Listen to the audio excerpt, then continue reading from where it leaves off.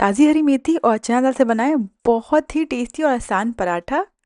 ये पराठे बहुत ही सॉफ्ट बनते हैं। ये पराठे नाश्ते या डिनर के लिए बिल्कुल परफेक्ट हैं। आप चाहें तो इसी आटे से पूड़ियाँ बना सकते हैं। तो चलिए इसे बनाना शुरू करते हैं। सबसे पहले हम मेथी के पत्तों को सॉफ्ट कर लेंगे। एक पैन में 1 चम्मच ऑयल ले लेंगे। जब ऑयल हल्का गर्म हो जाए तब इसमें हम बारीक कटी हुई मेथी की पत्तियाँ डाल देंगे। तो ये मेथी की पत्तियाँ लगभग 1.5 कप के करीब होंगी। आप मेथी की मात्रा अपने आप ज़्यादा कम कर लें। मेथी के पत्तों को डंडी से अलग करके अच्छे से वॉश कर लीजिएगा। उसके बाद रफली चॉप कर लीजिएगा। अब इन्हें हमें तब तक कुक करना है जब तक ये हल्की सी सॉफ्ट ना हो जाए। आप देख सकते हैं पत्तियाँ तुरंत ही सॉफ्ट हो गई हैं। आप बिल्कुल ही ऑयल का इस्तेमाल नहीं करना चाहते हैं तो आप इन्हें थोड़े से पानी में उबाल कर ले सकते हैं। और लगभग 1 से 1.5 मिनट में ही ये जो मेथी की पत्तियाँ अच्छे से सॉफ्ट हो गई हैं। अब गैस को बंद कर देंगे और इन्हें हम साइड में रख देंगे जिससे हल्की ठंडी भी हो जाएंगी। नेक्स्ट मैंने यहाँ पे आधा कप भिगोई हुई चना दाल लिया है। आधा कप चना दाल को 4 घंटे के लिए पानी भिगो कर रख देना है। अगर आप ये पराठे नाश्ते में बनाना चाहते हैं तो आप चना दाल को रात में ही पानी भिगो कर रख दें। अब इस चना दाल के पानी को हम अलग कर लेंगे। अब चना दाल का हमें बिल्कुल फाइन पेस्ट बनाना है तो एक ग्राइंडर जार ले लेंगे और चना दाल को जार में डाल देंगे। सो मैंने यहाँ पे छोटा जार लिया है जिससे फाइन पेस्ट भी बनता है और पानी भी कम इस्तेमाल होता है। अभी मैंने इसमें आधा चना दाल ऐड किया है। अब इसमें हम 1 इंच अदरक का टुकड़ा डाल देंगे और साथ ही में पानी ऐड करेंगे। जो चना दाल का पानी था ना उसे फेंकिएगा नहीं, उसी का इस्तेमाल कर लीजिएगा पीसने के लिए।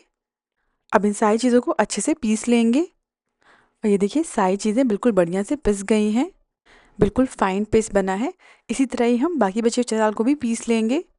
अगर आप आटे से पूड़ी बनाना चाहते हैं तो इस पेस्ट को और ज़्यादा फाइन पीसिएगा, थोड़ा और ज़्यादा पानी ऐड कर दीजिएगा। इस पेस्ट को हल्का सा पतला कर दीजिएगा। पराठे के लिए आटा बिल्कुल परफेक्ट है। अगर आपको तीखा पसंद है तो आप चना दाल पीसते समय इसमें बारीक कटी हुई हरी मिर्च ऐड कर दें। आप चाहें तो चना दाल की जगह मूंग दाल ले सकते हैं। सो हमारा चना दाल का पेस्ट बिल्कुल रेडी है। अब इसमें हम कुछ सिंपल से मसाले ऐड करेंगे। आधा चम्मच हल्दी पाउडर, इससे पराठों में कलर बहुत बढ़िया आ जाएगा। 1 चम्मच धनिया पाउडर। 1 छोटा चम्मच कश्मीरी लाल मिर्च पाउडर, ये बहुत ज़्यादा तीखी भी नहीं होती है। आधा छोटा चम्मच जीरा पाउडर। 1 चौथाई चम्मच क्रश किया हुआ अजवाइन ऐड करेंगे।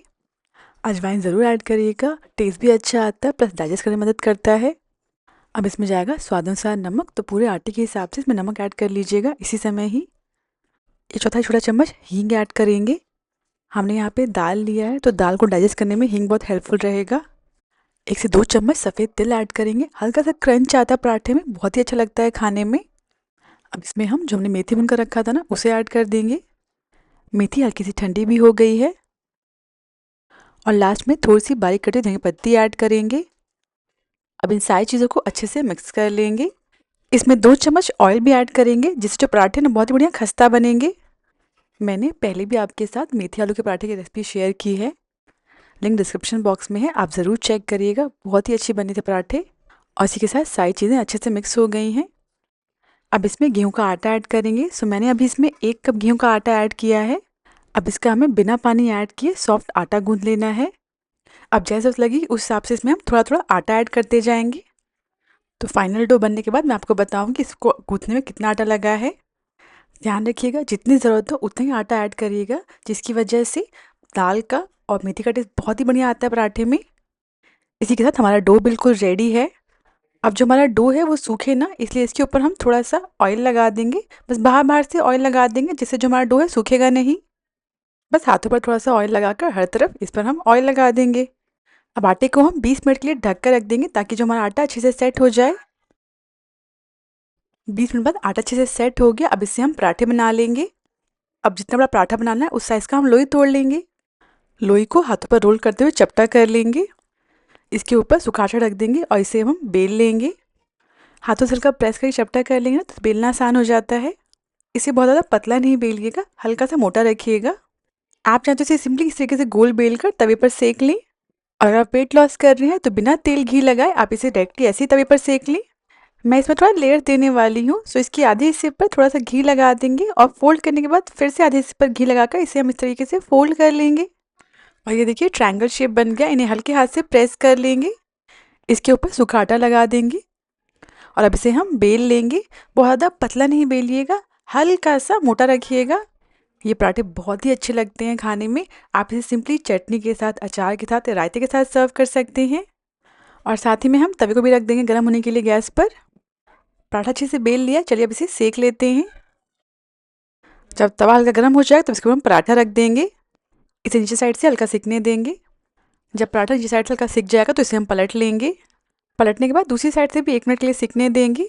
अब इसके ऊपर घी लगा देंगे। आप चाहें तो घी की जगह ऑयल का इस्तेमाल कर सकते हैं। घी लगाने के बाद इसे हम पलट लेंगे और दूसरी साइड पे भी अच्छे से घी लगा देंगे। मेथी हमारी हेल्थ के लिए बहुत फ़ायदेमंद होता है और मेथी का सीज़न है तो मेथी को अपनी डाइट में ज़्यादा इंक्लूड करें। पराठे को अलटते पलटते तब तक सेकेंगे जब तक ये हल्का गोल्डन ब्राउन ना हो जाए, दोनों साइड से अच्छे से पक ना जाए। और इसी के साथ हमारा पराठा बिल्कुल रेडी है। इसे हम तवे से उतार लेंगे। एक बार पराठे बनाकर देखिए, आपको बहुत पसंद आएगा। मैं आपको इसी आटे से पूड़ी बनाकर भी दिखाती हूँ। छोटी सी लोई तोड़ लेंगे और इसके ऊपर हम ऑयल लगा देंगे।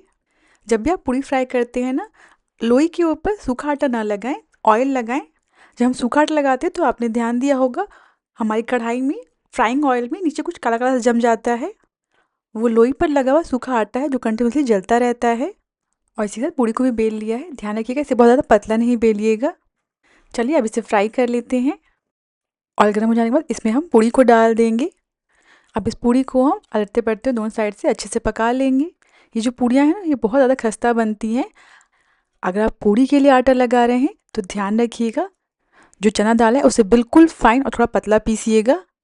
हमारी पूड़ी अच्छे से फूल गई है, बस इसे अलटते पलटते हुए गोल्डन ब्राउन होने तक पका लेंगे।